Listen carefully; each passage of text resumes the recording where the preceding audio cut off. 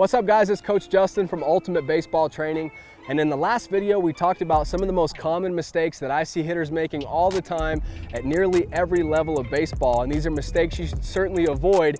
And today we're coming back with part 2 of that video. So I'm going to go over a few more mistakes that you want to be sure to avoid at all costs if you're looking to hit more line drives and more home runs, which I know every single hitter out there is. So avoid these mistakes.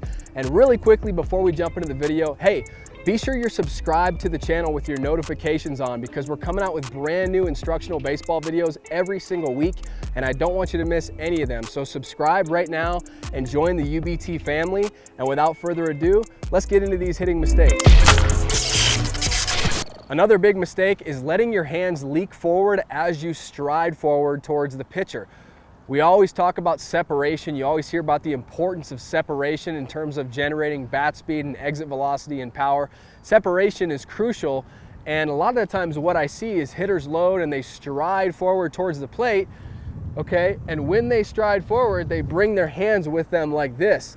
And if I'm in a position like this, I don't have very much separation, and all I really have left is to kind of throw my hands at the baseball. We don't want to be in a position like this where our hands leak forward with us. We want our hands to be back here like this so we can get separation between our upper and our lower body and generate torque and generate bat speed, okay? So it's very important as you stride forward, you want to keep your hands back, okay? You'll know that you're doing this, you'll know that you're letting your hands leak forward if as you stride forward, you know, and you get to your front foot plant, your launch position, if you have a big bend in this arm here, you know that you're letting your hands leak forward, because if you kept your hands back, you would have a lot more stretch in your lats here and you would have more length in this front arm. Not perfectly straight, locked out, barred out like this, but you would have more length here, okay? So don't let your hands leak forward. What you want to do is you either want to think about keeping your hands back or just think about walking away from your hands as you stride forward towards the pitcher. That's all you have to do. We're not artificially loading our hands or pushing our hands backward as we load. You're not doing that at all. Your hands pretty much stay in the same place as you load, or some hitters, you know, their hands will go down just a little bit as they load, but then as they stride forward towards the pitcher, then they keep their hands back, or they think about walking away from their hands, and they get to this good launch position where they have that separation. They didn't allow their hands to leak forward with them as they, you know, strided forward. With this next mistake, I want to talk a little bit about the lower half, and the mistake is not allowing your hips to fully rotate and your backside to come forward.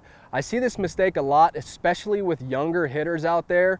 What they try to do as they swing is they try to almost keep their back foot and their backside, their back leg, kind of still back here, almost like it's stuck in concrete. So they're beginning to rotate, but they like to keep this back leg back here like this.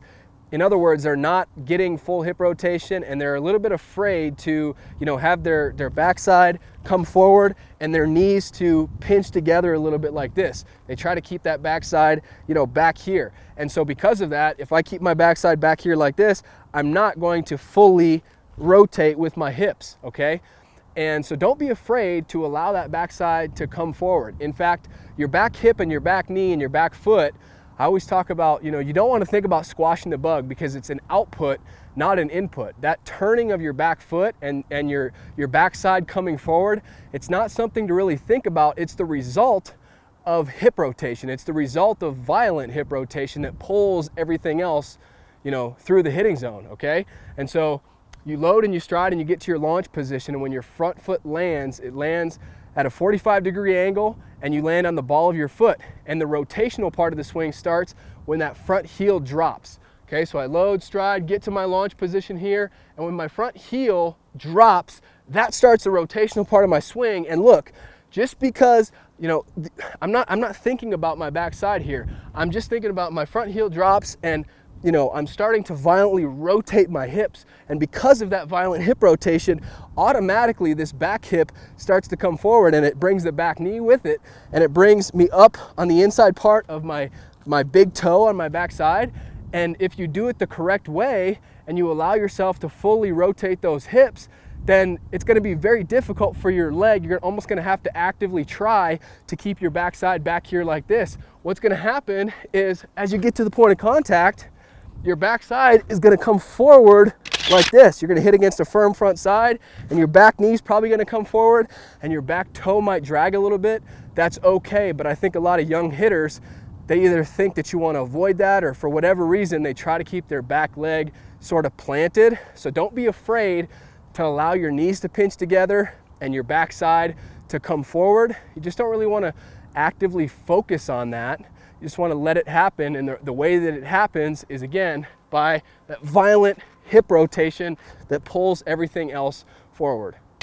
The last mistake I want to talk about in this video, last but certainly not least, is coming off playing too quickly with your bat and getting flippy with your hands. So obviously, as hitters, in order to maximize our chances of success, we want to get our bat on plane with the pitch as early as we possibly can, and we want to stay on that same plane for as long as we possibly can, right? Doesn't that make sense in order to maximize our chances of success? Well, we talked about the grip a little bit earlier and how, if you wrap your hands like this, that can make it very difficult to get to a palm up, palm down position at the point of contact. But more importantly than that, it can make it very difficult to drive through the ball, get good extension, and keep your bat on plane with the pitch. So that's one reason why you might be getting flippy, okay? But if you're hitting a lot of rollover ground balls, you're hitting a lot of ground balls, with top spin on them, then I would make sure, is there anything wrong with your grip? And then are you keeping your bat on plane with the pitch for a long period of time, or are you quickly coming off plane and maybe getting flippy with your hands? What I mean is, you could look great at the point of contact, but then right after you make contact with the ball, your wrists start to roll, and immediately I'm on plane here, I'm on plane at the point of contact, but then immediately I come off plane, and now my timing has to be perfect for me to square this baseball up, right? If my timing is off just a little bit, and instead of making contact here, if I make contact, here, my wrist's already rolled, and I'm gonna hit the top of the ball and produce that top spin. So check your grip. That's gonna help you stay on plane for a long period of time and not get flippy. That's one part of it. And then also just think about getting really good extension, drive through the ball. Remember, we wanna be connected at contact, but then at some point, we can't stay connected throughout our entire swing. At some point, we have to disconnect. So we're connected here, but then we disconnect and we get to extension, right? So think about that.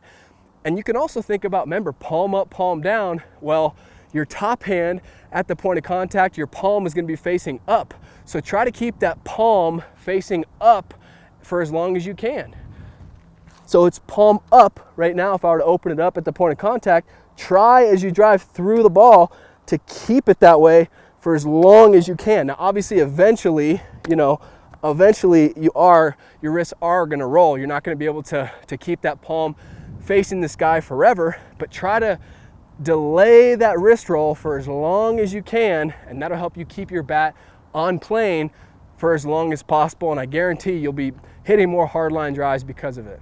If you enjoyed this video, then I know you're gonna love the brand new free hitting lesson I put together for you. And inside, I'm gonna reveal 7 of the worst hitting tips out there that actually cause more harm than good for hitters. Because believe it or not, some of the most popular hitting tips that you've been taught actually cause more strikeouts, more pop-ups, and weaker contact at the plate, and that ultimately destroys your confidence and your success as a hitter. I know you wanna avoid that. I know you wanna hit the ball harder, further, and more consistently than ever before, and this free hitting lesson is gonna help you do that. I know you're gonna love it, so all you have to do is just click on the link down below in the description. I'll also leave that link down in the pinned comment, so go ahead and click that right now. It's 100% free, and I can't wait to see you there. Oh, and be sure to subscribe if you haven't already. Join the UBT family and leave a thumbs up on this video if you enjoyed it. All right, see you in that free hitting lesson.